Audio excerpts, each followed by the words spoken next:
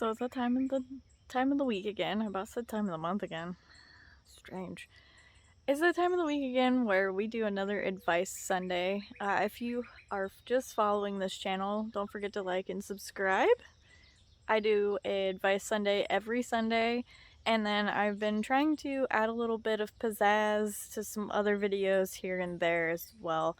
So this Advice Sunday is going to be all about just kind of giving a little bit of advice for motorcycle camping, especially if you're two-upping with your partner. I know this is something that I had difficulty finding on YouTube just because it was a lot of like solo campers with the motorcycle, and I just wanted a little bit of advice as to how to pack for both of us on one motorcycle at the time. It's one of those things that, we're getting ready for another trip on the motorcycles, and I figured it's a good time more than ever to do this. So if this is a little shaky, I have a natural shake to me, and I'm trying to film this on my phone, so it might be just a fuzz shaky, but we'll work with it. The first piece of advice I have is to get acquainted with everything, look up different tents that people might recommend, different gear, just a lot of different things, saddlebags, tail bags. Look it all up, get acquainted with all of that, and get acquainted with your bike. I feel like that should be a given, but some people I feel like don't understand that. So get acquainted with your bike, get acquainted with riding with your partner when you are first figuring out that you're going on this motorcycle trip and motorcycle camping. Some campgrounds are a little more motorcycle friendly than others, so also do your research on that. I know that a lot of my videos are like, oh yeah, do your research, but it's amazing how much smoother things go when you do the research. You kind of get acquainted with everything, you look up different things, you find different campgrounds that maybe you didn't even know about. But it's so much nicer to get acquainted and do research beforehand, so nothing kind of blindsides you. I still get blindsided sometimes when we go on trips, but I try and do as much research as I can in order for us to not have that surprise during the whole thing of it. You don't want surprises sometimes when you're trying to relax on a vacation or a trip altogether. Pack light. Now, if you're riding with a woman, it might be a problem for her to think about packing light. I know some women are that way. They want to take 3 suitcases with them and they can't. So kind of do a dry run with that as well. I feel like packing light and doing a dry run is going hand in hand. What I mean by that is going to local campgrounds, kind of staging how you're going to pack everything, and maybe riding out for an hour or two somewhere and camping and kind of getting an idea of how everything is going to go and how everything is going to work, and kind of finiting everything. You might figure out that you might not want to take a piece of gear with you, or you might want to take another piece of gear with you. So doing some dry runs and learning how to pack light is kind of hand in hand, because then you realize, oh, maybe we shouldn't pack that. Maybe we should pack a little lighter than that. I don't like how the bike is turning and shifting when we're going, so maybe we should kind of pack a little differently on one way or the other. Packing light is kind of hard, but when you pack light, think of different pieces of clothing that are going to be versatile. I always pack convertible pants when we pack for a motorcycle trip. They're nice because then when you get off the bike, if you don't want pants on, you can unzip it, you can make it into shorts. That's nice as well. I find lighter clothing, if you're in a cooler climate, you're obviously going to have to pack heavier clothing, so that's going to give you less options on clothing packing wise, especially when you're packing 2 different jackets or 2 sets of clothes. Now, I live with a bear. He's 6'5". That's how tall my partner is, so it's always fun to pack stuff together because you got small clothes for me and you got giant clothes for him. what we had found that when we packed the motorcycle, it was nice and easy to pack one saddlebag for him and one saddlebag for me. And then if one of us had extra room in our saddlebag, we put in whatever gear that we needed to put in. And we also did a big tail bag on the back. He owns a Yamaha Roadstar 1700 cc's. And I'll kind of post a picture on here, hopefully, of that bike. And it's nice because it can haul both of us. It can also haul the big tail bag. Definitely make sure that your motorcycle can haul everything if you are two-upping and going on a motorcycle trip.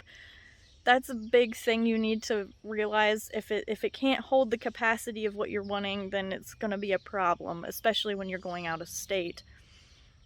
What we did was, like I said, we packed both saddlebags, one for me, one for him. We packed the tail bag with a lot of camping gear, which was nice. And then, like, if we had any extra things like my cameras or my camera, my GoPro, stuff like that, we would just pack it in whatever room we had. Versatility is a very big key. Small, lightweight gear is a very big key. We looked into a lot of backpacking gear because of that. Some motorcycle gear is lightweight, which is nice. Just take into consideration some of it can be kind of bulky, so just take into that factor. That's actually why we ended up with our Kelty Grand Mesa tent, was because we had originally planned to go on a motorcycle trip the next year, and also because we were going to fly with our gear, and our Grand Mesa actually compacts really nicely, especially since we have a small car and everything too. And that's kind of where we're at with our gear as well. We've made it to where we think about, okay, if we're going to take another trip like we are going to be doing with the motorcycles, will it fit on the motorcycles? Will we have enough room for everything? That's a big factor as well. Make sure you're downloading maps, grabbing maps that are waterproof. I would grab waterproof bags for anything you don't want to get wet. Sometimes saddlebags advertise that they're waterproof, but then you have problems. So make sure that you have the extra know-how and the extra dry bags, just so you aren't running into the problem of, oh, my tent's wet, my sleeping bag's wet, or my my clothes are wet. Like, you don't want that, especially if you are riding in the rain. It just sucks when everything is wet. Really. Make sure you have good rain gear, and bring your rain gear. I don't care if it says it's not going to rain, bring it anyway. We were lucky and we were fortunate enough to only have a little bit of a spit when we went back in 2019 in the Smokies, but we always make sure we have rain gear just in case. And I always pack for just in case experience as well, because you never know what you're going to run into with weather-wise. Make sure that you have, just kind of make sure you have a good game plan, especially if something were to happen. Make sure you know what you're going to do in case of an emergency. Make sure you know how to handle your bike and also how to pick up your bike. That's something that you don't think about, but we have helped somebody in the Smokies. He had like a big Harley and he parked it the wrong way on the mountain and it fell and he couldn't get it back up. So John had to help him. So make sure you know how to pick your bike back up. There's some really cool motorcycle books out there. I can't remember what the one is that we had gotten. I don't know. I think it's buried somewhere, so I can't really look it up. But that is very informative. Find YouTube videos, even though it might be a solo traveler. Sometimes those YouTube videos really help to figure out what gear you might want to get. Fort9 is a really good one that we actually follow a lot, that we love some of his videos on motorcycles and motorcycle gear in general, so make sure you have that. If you are going to out of state, make sure you know what their helmet regulations and laws are. Places like Tennessee require you to have a helmet regardless of what experience level you're at. There's also places like Ohio that don't even give a two poos whether you have a helmet on or not. So be mindful of that. If you are traveling with a helmet and you want a full face helmet, which I highly recommend, they're they kind of go somewhere where you can try on helmets and see. I ended up with a Shoei because it was very lightweight. I have had heavy helmets in the past, and I'm actually really glad that I did get the Shoei uh, because it was really nice when we were going on that 8-hour ride. Now, also, I have to say the comm systems on the helmets are really nice to be able to talk to each other, especially when you have to pee and he doesn't know and you don't know how to get a hold of him. So those are nice. We have the Pack Talk Bolds. They're a few years old, but they also have made newer versions of the Pack Talks as well. So I really highly recommend the comm systems just because you can communicate with each other, especially if you're going on a long trip. I also recommend getting a water bladder, especially in a backpack that you can have her or him wear, and then that way you guys can pass it off to each other. That was really nice when we were on the motorcycle and riding for 8 hours. We didn't have to worry about getting dehydrated, especially if you're new to the motorcycle community. You can get dehydrated pretty easily, especially when it's hot, and that week was in the 90s, and so it was very helpful to have the water bladder while we were riding and be able to pass it off to each other. Also, another one, if your exhaust is super loud on the motorcycle and if you're sitting on the back, if you're the passenger, earplugs is nice. I realized halfway through going down to the Smokies that the exhaust was making me feel like I couldn't hear anything when I got off. So earplugs is definitely nice to plug in there while you're riding, just because you don't realize you're hearing that exhaust noise a lot until you get off and you're like, huh, what? And also be mindful if you are wearing a half helmet where it's not covering your ears or something to that effect, you're going to get a lot of wind noise. So if you don't want to have that feeling of kind of not being able to hear, especially if you're riding a long amount of time, earplugs is fantastic for all of that as well.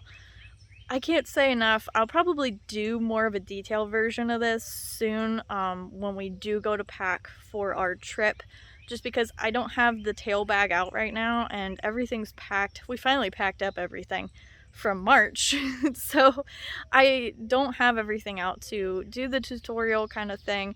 I do want to kind of spread everything out before, especially before we get rid of the Viking bags, and kind of show how we did it in 2019, but I also want to show how we're going to do it with 2 motorcycles this time as well, which is going to be nice. This is our first time riding both solo together on a trip, so this is going to be interesting, but it's going to be nice as well because we can pack more stuff. We can pack more of our freeze-dried meals. That was one thing that we actually didn't pack on the motorcycle when we went down in 2019. We actually had a buddy, one of my brother's buddies was riding in a Jeep while we were going down, so we just put it in his Jeep. I think that was it, and that was the percolator, because we had a huge percolator that we took with us. That was the only things we actually packed into the Jeep. We wanted to do it ourselves. We wanted to be able to carry everything and say that we actually did it.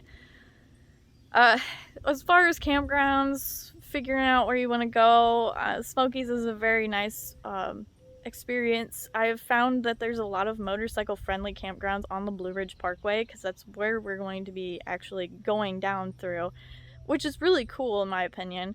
I know some campgrounds we've kind of worked with it, and we have seen some motorcyclists there. It's some of it a little parking awkward, but you can work with it as well.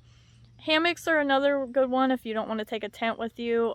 We actually thought about taking our hammocks this time around. We haven't decided. We'll probably still take the tent just in case, but hammocks are also an idea as well, depending on where you're camping and everything. And make sure you kind of know your site if you're doing hammocks. That way you know whether you do have trees or not, because sometimes they don't, and it may seem like they will. So yeah, that's the long and the short of it that we have learned. I'm probably going to do a bigger one of this just because I feel like there's not very much on the two-upping community. I know I've seen a couple of couples that have been sharing vlogs and stuff of their two-up experience, but they haven't shared how to pack when you're two-upping, which is, I feel like a lot more to do because you have to think of two people instead of one. It's not like car camping either because you have to think of, what you can carry, the capacity that the bike can carry, stuff like that. It's a lot more going on.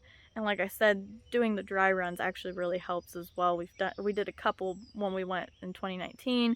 We were hoping to do it this year, but we've kind of ran into the thing that we've realized that it's not like before the pandemic where you can actually book a site a week in advance and there'll be one, but it is what it is. Everybody found the camper life, and now it's hard. You have to book months in advance, so it's just one of them things that we've kind of been, I know we seem like we're living under a rock with that, but we really haven't had the time. Like, this is the first year we've kind of had a chance to be able to do stuff like this.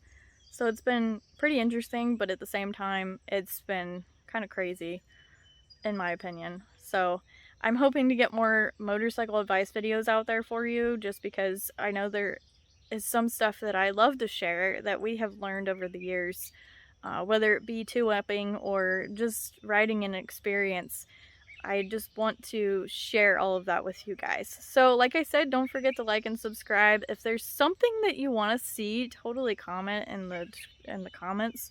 I'm willing to kind of get some suggestions. I'm willing to do some advice Sundays that might pique your interest. So totally let me know if you have any suggestions. And yeah, I hope you guys have happy riding. Hope the weather is okay. Finally, the Canadian smoke cleared out from us. And have happy trails. See you guys.